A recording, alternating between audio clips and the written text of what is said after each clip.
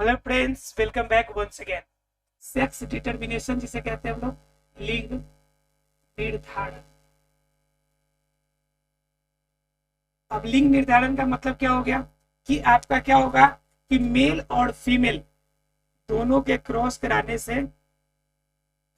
In the sense कि sexual आपका reproduction के फलस्वरूप जो नया बेबी आएगा, अर्थात कि आपका न्यू बॉर्न जो आएंगे, नया संतति जो आएगा, उन संतति के अंदर जो आपका लिंग होगा वह मेल होगा या फीमेल होगा, इनकी चर्चा आपको करनी है। तो मेल और फीमेल से हमारा क्या बन गया, नया बच्चा बना। अब इस न्यू बॉर्न के अंदर ये मेल होगा या फीमेल होगा, इनकी चर्चा हम लिंग निर्धारण के अंदर करेंगे। तो इनकी चर्चा करने से पहले हमें जानना पड़ेगा कि गुणसूत्रों की संख्या किसी भी जीव के अंदर, किसी भी जीव में दो प्रकार के गुणसूत्र पाए जाते। कितने प्रकार के जी? दो प्रकार के गुणसूत्र पाए जाते हैं।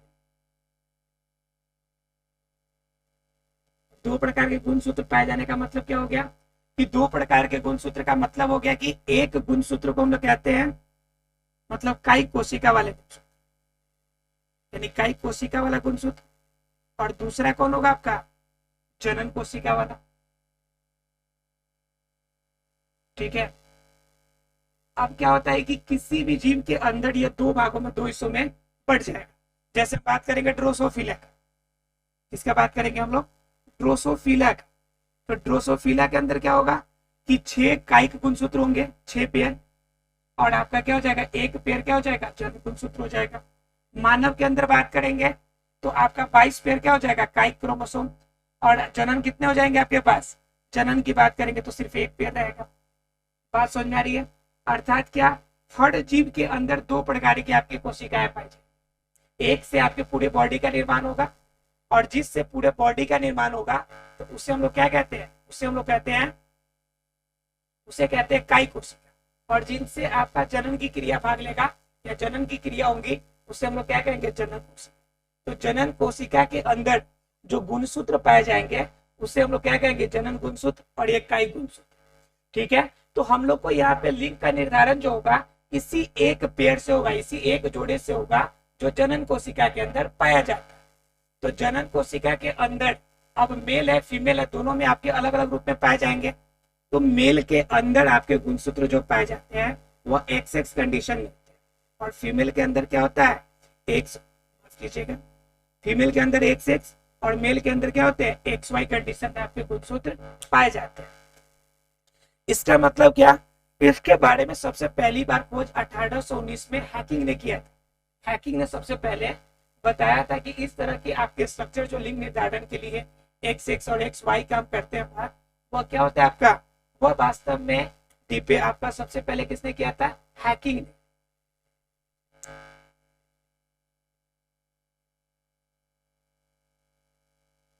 लिंग निर्धारण के बारे में सबसे पहला अपना विचार किसने दिया था, हैकिंग ने। नाम है हैकिंग है तो हैक करके इन्होंने नाम दे दिया होगा। ठीक है, इंफॉर्मेशन चुरा के किसी का। तो सबसे पहले किसने किया था, हैकिंग ने। और कब किया था अगर बात आएगा तो 1819। कब किया था, 1819। अब लिंग निर्धारण की बात करें तो मेल और फीमेल है, इनके अंदर एक्स वाई और इनके अंदर एक्स एक्स होंगे। अब इसके अंदर क्या होगा कि इसके अंदर आपका केसेस क्या बनता है कि बच्चा जो जन्म लेगा वो लड़का के लेगा या लड़की, इसकी चांसेस 50-50 हो जाती है। 50% किसके लिए हो जाएगा, मेल के लिए होगा, यानी कि बेबी चाइल्ड के लिए, और यहाँ पे यानी कि सन होगा, और यहाँ पे फीमेल बनेगा अर्थात कि क्या होगी, डॉटर। तो यह केस क्या बनेगा आपका, 50-50 हो जाता है, किसके लिए, आपका मेल के लिए। लेकिन फीमेल में हमेशा केस रहेगा आपका वो 100% ही दे, वो मेल में दे चाहे फीमेल में दे, 100% श्योरिटी इसके पास रहती है कि इसे कोई मतलब नहीं होता कि क्रोमोसोम में क्या चेंजेस आने वाला है। यह सब के सब क्या होता है, 100% देता है। वो किसके रूप में, वह अपने लिंग के निर्धारण करने में 100% देता है। कौन देता है, तो ये फीमेल पार्ट आपको देती है। क्लियर है यहाँ तक?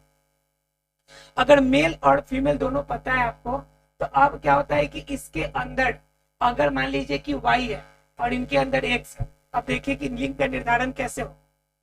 कंडीशन क्रॉस करा के देखते हैं हम लोग, ऊपर करा देते हैं, एक्स एक्स और एक्स वाई।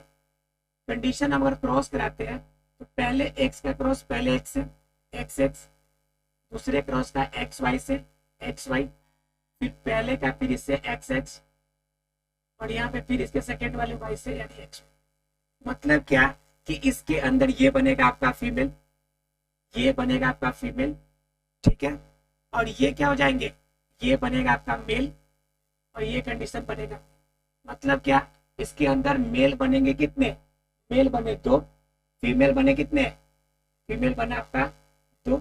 इस कंडीशन में क्या होगा, यहाँ पर भी केसेस क्या होंगी कि जो बेबी बनेगा उस बच्चे की आपका लिंग निर्धारण जो होगा उसकी भी चांसेस क्या होगी, 50-50 चांसेस, यानी 50-50% चांस रहेगा वो लड़का होगा या लड़की होगा, क्योंकि यह आपका फिक्स नहीं रहेगा कि हमेशा वो लड़का ही होगा हमेशा वो लड़की हो, लेकिन डिपेंड कभी कभी करता है डोमिनेंस पावर पे।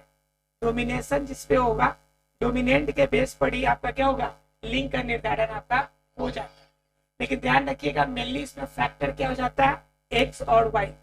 वाई ज्यादा फैक्टर हो जाता है क्योंकि वाई से ही आपका लड़का होना है, एक्स एक्स मिलेगा तो हमेशा लड़की होना, उसका तो केस आपका नॉर्मल है। लड़की की केसेस में जनरली क्या होती है कि वह केस जो होता है वह फिक्स रहता है कि हमेशा एक्स ही मिलना है उसमें, लेकिन केस आपका मेल के अंदर बात जाती है कि मेल के अंदर वाई मैच कर रहा है फिर या फिर एक्स मैच कर रहा है। कंडीशन कभी कभी क्या हो जाती है कि वह कंडीशन आपका जनरली डिनोट किया जाता है हमारे समाज में, क्या कि अगर कोई भी किसी भी तरह से अगर बार बार लड़की पैदा होती है तो कहा जाता है कि लड़की में दोष है, दूसरी शादी कर लो, लड़का हो जाएगा। ऐसा जनरली केसेस में नहीं होता है, 90% केसेस में ऐसा नहीं होता, 10% केसेस में ऐसा कभी कभी होता है कि जो फीमेल होता है, फीमेल का एक्स आपका जो होगा एक्स क्रोमोसोम ज्यादा डोमिनेटिंग होता है। अब ज्यादा डोमिनेटिंग होने की वजह से क्या होता है कि उसके वाई वाले होंगे, उसके वाई वाले को वह आपका अपियर नहीं होने देती है, वाई वाले के साथ संकलन नहीं हो पाता है, तो उस कंडीशन में क्या हो जाता है जी, उस कंडीशन में जनरली लड़कियां ही बार बार होती है, तो ये वह एक प्रॉब्लम वाली बात रहती है। लेकिन नॉर्मल केसेस की अगर बात करें हम लोग, तो नॉर्मल केसेस में जनरली जो हमारे गांव समाज में अगर दोष दी जाती है कि लड़कियों के कारण बार बार लड़की हो रही है, तो वह केस आपका जनरली नहीं होता। हमारे समाज में इस बदलाव की जरूरत है कि हमें इस नासमझी से बाहर आना चाहिए और पुरानी विचारधारा को बदलना चाहिए कि जो लड़की का जन्म बार बार लड़की हो रहा है, अर्थात कि लड़की बार बार आ रही है, इसका मतलब क्या है कि जो वास्तव में देखा जाए तो वास्तव में इनमें केसेस जो होता है लड़का का आपका मेन प्रभाव में होता है। क्लियर है आप लोग का यहाँ तक? अब ये लिंग निर्धारण आपको क्लियर हो गया, तो इनके अंदर भी आपका 2 तरह का होता है, ठीक है, इनके अंदर भी आपका 2 तरह के क्रोमोसोम होते हैं, ठीक है, और 2 तरह के आपके सिद्धांत आते हैं, ठीक है। एक होता है आपका हेट्रोगेमेसिस और एक होता है ऑटोगेमेसिस, ठीक है। ऑटोगेमेसिस कब होगा, जब एक से एक समान रूप से मिलेगा, तो एक ही जैसे मिल रहा है, तो इससे बोलते हैं ऑटोगेमेसिस। क्या बोलेंगे इसे, इससे बोलेंगे ऑटोगेमेसिस,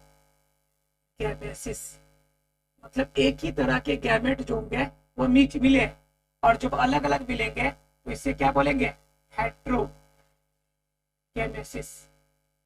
क्लियर है आप लोग को, ऑटो और हेट्रो, ठीक है। ऑटो का मतलब होता है एक समान वाला और आपका हेट्रो का मतलब होता है अलग अलग, जैसे आपका हेट्रोट्रॉप्स और ऑटोट्रॉप्स आपने पढ़ा होगा। क्लियर है आप लोग को यहाँ तक? तो लिंग निर्धारण में हमें कोई दिक्कत नहीं लगना चाहिए आप लोग को, ठीक है।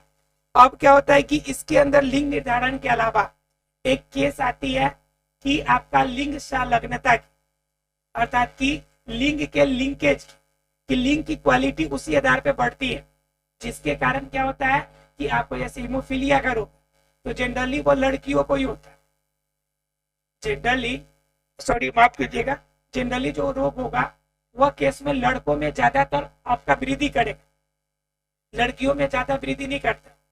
तो वह केसेस हम लोग जानेंगे कि जैसे वर्ण अंधता है, तो वर्ण अंधता जनरली क्या होती है कि लड़की में ज्यादा होती है, लड़कों में भले ज्यादा होती है, लड़कियों में कम होती है। जनरली केसेस लड़के में ही होते हैं, क्यों, क्योंकि उसके अंदर लड़कियों के अंदर आपका फैक्टर होता है किसका, ये वर्ण अंधता वाला फैक्टर उसमें पाया जाता है।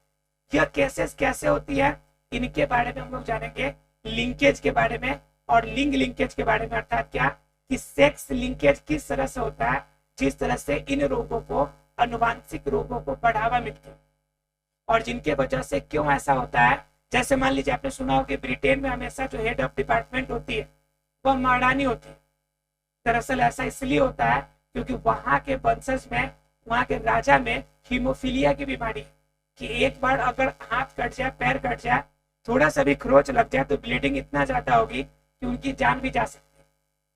तो उस कंडीशन के लिए मतलब कि आपका जो राजा होंगे उनका तो अस्तित्व तो नहीं बनेगा, तो उस कंडीशन में वहां के महारानी को हेड बनाया जाए।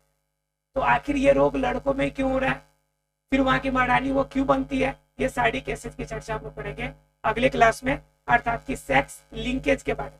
आप लोग को सेक्स डिटर्मिनेशन क्लियर हो गया होगा और क्रॉसिंग होगा, दो आपके जो टॉपिक थे वो क्लियर हो। चलिए मिलते हैं अगले क्लास में, तब तक के लिए थैंक यू वेरी मच।